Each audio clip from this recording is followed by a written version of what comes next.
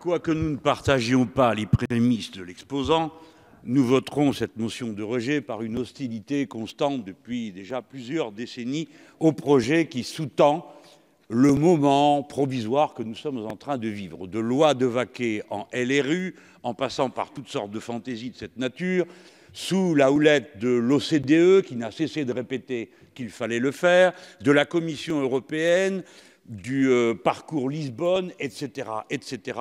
Il n'est question que d'une chose en France comme ailleurs, mais en France qui n'en veut pas, d'établir un marché de l'enseignement supérieur.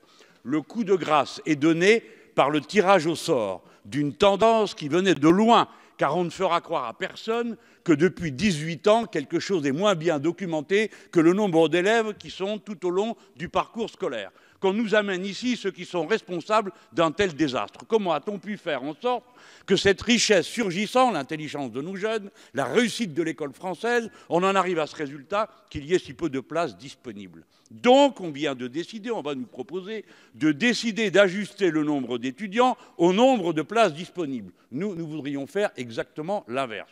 Par conséquent, ce qui est en train de se faire, ça s'appelle la création d'un numerus clausus. Le numerus clausus, il y en a déjà en médecine, on a déjà vu le résultat.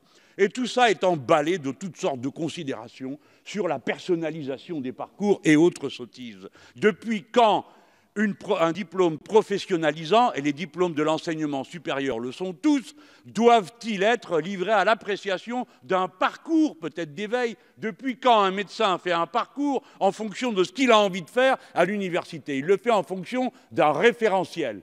L'enseignement supérieur doit concourir à la richesse du pays en tirant parti de la disponibilité de la jeunesse qui vient en fac. Et la liberté de choisir personnellement les études que l'on fait se confond avec la liberté de choisir sa vie, et c'est contre cela que vous allez.